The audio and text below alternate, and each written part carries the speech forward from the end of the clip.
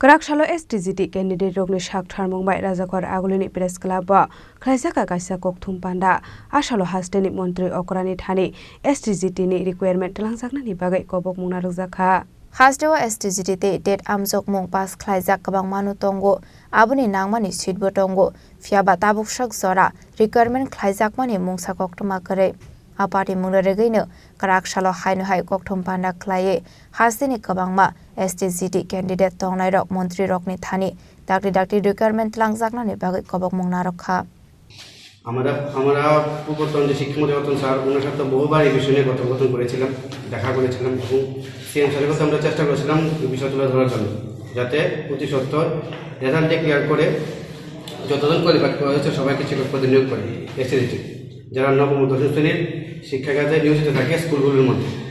আপনারা হয়তো অবগত আছেন যে নবম ও দশম শ্রেণীর শিক্ষক সম্পদ এখন রাজ্যে কেমন আকার মানবতাকে ধারণ করে আছে।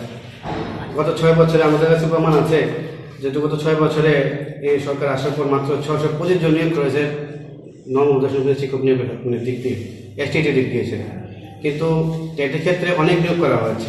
আমরা বুঝতে পারছি না যে নবম দশম শ্রেণীর মাধ্যমিক স্তরের শিক্ষা ব্যবস্থার ক্ষেত্রে যে শিক্ষকতার করার যে যতটুকু দরকার শিক্ষক সেই পরিমাণ কেন নিয়োগ করা হচ্ছে না।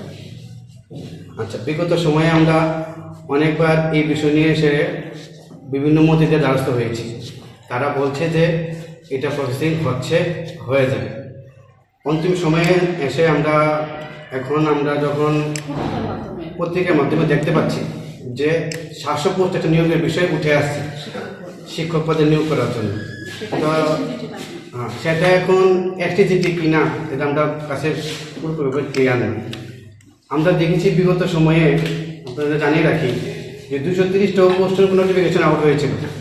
এটা নোটিফিকেশন আপনারা দেখতে পারবেন, ওইখানে রিজার্ভেশন মেনটেন করা হয়নি। যখন 2022 সালে আমরা প্রথম পরীক্ষা দিয়েছিলাম সেপ্টেম্বর মাসে, তারপর যখন রিজার্ভেশন মেনটেন করা হয়নি তার জন্য একজন ক্যান্ডিডেট কেস করেছিল হাইকোর্টে।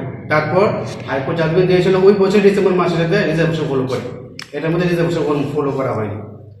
যাক, পরবর্তী সময়ে গভর্নমেন্টে সেটার উপরে রিভিউ পিটিশন করেছিল, হাইকোর্ট মহামান্য আদালত জাজমেন্ট আবার পুনরায় রিপিট করেছে যাতে রিজার্ভেশন মাসে ফলো করে। তারপর দেখলাম বিগত 2 বছরে 2022 সালের পরে সরকার কোনো ক্যাট পরীক্ষা এসটিটি পরীক্ষা নেয়নি। কেন? এই আইনের জটিলতার জন্য, যেটা হয়তো ডিপার্টমেন্ট সরকার বা যে কোনো একটা ভুলপ্রভাবের কারণে এটা সৃষ্টি হয়েছে। এখন অবধি কিন্তু ক্যাট পরীক্ষা হয়নি বিগত 2 বছরের মধ্যে। এই প্রথমত সামনে নোটিফিকেশন আউট হবে 2 বছর পরে আবার নতুন করে নোটিফিকেশন জারি হয়েছে ক্যাট পরীক্ষা। এসটিটি পরীক্ষা কিন্তু এখনও কোনো নোটিফিকেশন আউট করেনি। কী করে হবে? কারণ আমাদের সলিউশন এখন হচ্ছে না। যারা 2022 সালে এসটিটি সেপ্টেম্বরে পাস করে বসে আছে, তো এখন মূলত আমরা অনবরত আপনার যে ফাইন্যান্স মিনিস্টার স্যার আপনার যে মন্ত্রী আমরা আছে রেসপেক্টেড মিনিস্টার তাদের কাছে আমরা গিয়েছি ভালো করে এই বিষয়টা জানানোর জন্য যে এই শিক্ষক নিয়োগ প্রক্রিয়া কেন ঝুলে আছে, তারা কেন নিয়োগ প্রক্রিয়া সম্পন্ন করছে না। আমরা আপনাদের বেশি সময় নেব না, সংক্ষিপ্ত আকারে আপনাকে বলছি জিনিসটা যে যদি 700 শিক্ষক নিয়োগ করে এবং সেটার জন্য এসটিটির জন্য হয়, আমরা যখন কোয়ালিফাইড করেছি আমরা আপনার রেজাল্ট কিন্তু এখনো প্রকাশ করেন টেলিভিটির মাধ্যমে। আমরা পরীক্ষা দেওয়ার পর তারা একটা উত্তরপত্র প্রকাশ করেছে যাতে আমরা বলতে পারি যে আমরা পাস করেছি।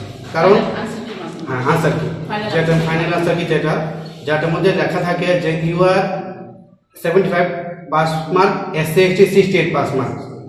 আজকে যদি এটা বলা হয় যে 700 পোস্ট দেওয়া হবে, 700 অ্যাপ্লিকেন্ট আছে আমাদের, তাহলে আমি অ্যাপ্লিকে ধরতে পারি যে তারা উপযুক্ত। তাহলে এখন যখন আমরা অনবরত 2 বছর ধরে রিকোয়েস্ট করে যাচ্ছি, বিশেষ করে এখন তো দপ্তরের মুখ্যমন্ত্রী স্যার নিজে ওনার কাছে বড় আমরা রিকোয়েস্ট করে যাচ্ছি যাতে যারা এই 75 ইউআর এবং এসসি এসটি 68 ক্রস করেছে সবাইকে যেন নিয়োগ করা হয়। কারণ গত 6 বছরে নবম দশম শ্রেণীর এসটি টিচার একদম কম মাত্রায় নিয়োগ করেছে 625 জন, এবং সেটা রাজাখর আগলিনি সিমি প্রণামী ককথুম চিনি খরাং।